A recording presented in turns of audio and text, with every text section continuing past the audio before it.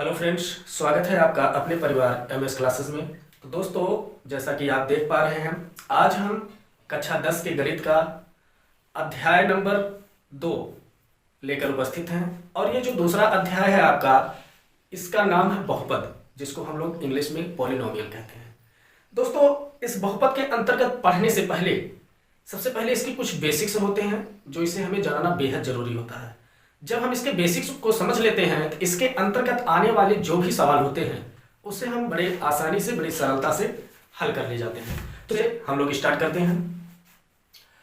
देखते हैं यहाँ पर सबसे पहले बहुपद। यदि आपसे पूछा जाए कि बहुपद कहते किसे हैं, या फिर कुछ सवाल आपके बीच में दे दिया जाए कि इसमें से कौन बहुपद है बताइए, तो जब तक आप बहुपद को नहीं पहचानेंगे या बहुपद के विषय में नहीं जानेंगे तब तक आप उस सवाल को नहीं बता सकते। ठीक है, जैसे हम कुछ सवाल आपको दे दें। जैसे मान लेते हैं ये सवाल दे दिया, x का स्क्वायर माइनस करड़ी में 2x प्लस 6।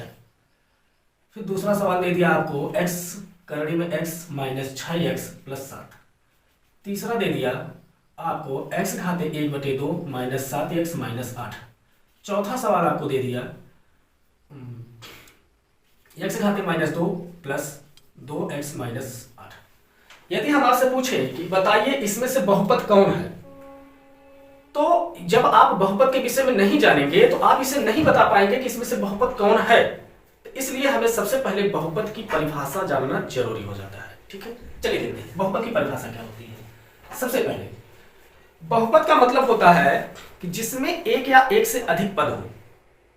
अपनी भाषा में समझिए। ठीक है, जिसमें जैसे कुछ हम लिख लेते हैं एक्स स्क्वायर माइनस 7x या x square minus 2x plus 7।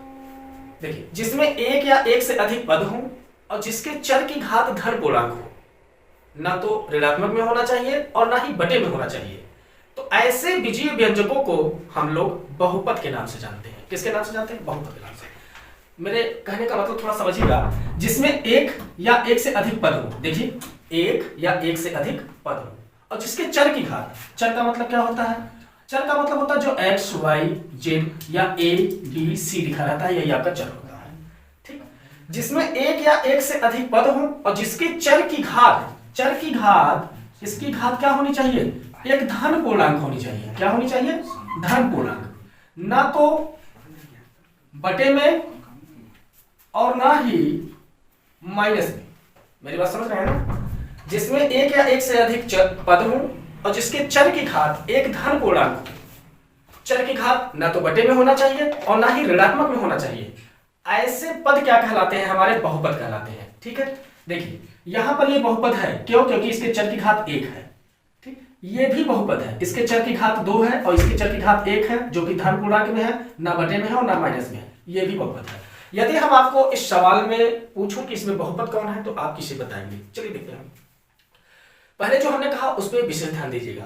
जिसमें एक या एक से अधिक पद हो, फिलहाल इसमें पहले से एक से अधिक पद है, और जिसके चर की घात धन पूर्णांक हो, मतलब जो x, y, z होगा उसकी घात आपका धन पूर्णांक में होना चाहिए, ना तो बटे में होना चाहिए और ना ही माइनस में होना चाहिए। ठीक है, तो आप यहां से तो आप यहां से देखिए नीचे से, यहां पर चर की घात माइनस में दिया गया है, जो कि हमने पहले कहा कि यदि चर का घात ऋणात्मक में रहेगा तो बहुपद नहीं होगा। ना तो ऋणात्मक में होना चाहिए ना बटे में। तो यहाँ पर भी आप देख रहे हैं चर की घात यहाँ बटे में है। यहाँ चर की घात 1 है, धन पूर्णांक में तो है, लेकिन यहाँ चर की घात बटे में होने के कारण यह आपका बहुपद नहीं होगा। अच्छा, इस सवाल को देखते हैं। इस सवाल में यदि हम करड़ी यहाँ से हटा देते हैं, तो जब करड़ी यहाँ से हटाएंगे तो चर x पर 1/2 घात आ जाएगा। करड़ी में x का मतलब होता है, यदि करड़ी को हटाएंगे तो x पर 1/2 घात आ जाएगा, अर्थात ये इसका घात बटे में हो जाएगा, और जब घात बटे में हो गया तो वो भी बहुपद नहीं है। चलिए पहले वाले पे आते हैं। चर की घात 2 है, जो कि धन पूर्णांक में है, ना बटे में है ना माइनस में है। देखिए यहां पर ये करड़ी में 2 है। करड़ी में 2 का मतलब 2 एक अचर पद है। अचर पद चाहे ऋणात्मक में हो, चाहे धनात्मक में हो, चाहे बटे में हो, चाहे करड़ी में हो, कोई फर्क नहीं पड़ता। यहां पर मतलब केवल है आपके चर घात से। यहाँ चर आपका x है और इसका घात 1 है, जो कि धन पूर्णांक में है, ना बटे में है ना माइनस में है। इस आधार पर ये वाला जो आपका हो जाएगा, ये आपका बहुपद हो जाएगा। ठीक है, आई होप आपको ये बहुपद की परिभाषा और बहुपद को पहचानने का नियम आपको समझ में आ गया होगा। चलिए अब हम आपके बीच में कुछ सवाल लेकर आ रहे हैं और आप उसमें पहचानिए कि कौन से बहुपद हैं, कौन से बहुपद नहीं है। ठीक है, तो चलिए दोस्तों देखते हैं आपके बीच में हम कुछ सवाल लेकर उपस्थित हैं और इसमें हमें यह बताना है कि कौन कौन से बहुपद हैं। आप यहाँ पर देख रहे हैं, जैसा कि हमने जो बहुपद का मानक बताया आपको, आप भली भांति समझ गए होंगे। क्या करना है, चर की घात, केवल यही देखना है कि चर की जो घात होगी, ये घात, ये आपका एक धन पूर्णांक में होना चाहिए, ठीक, ना बटे में और ना माइनस में, बस यही ध्यान देना है, बाकी और कुछ भी नहीं देना है। यहाँ पर चर की घात धन पूर्णांक में है, यहाँ भी चर की घात धन पूर्णांक में है, इसलिए इस शर्त को पूरा कर रहा है, ये आपका बहुपद हो जाएगा।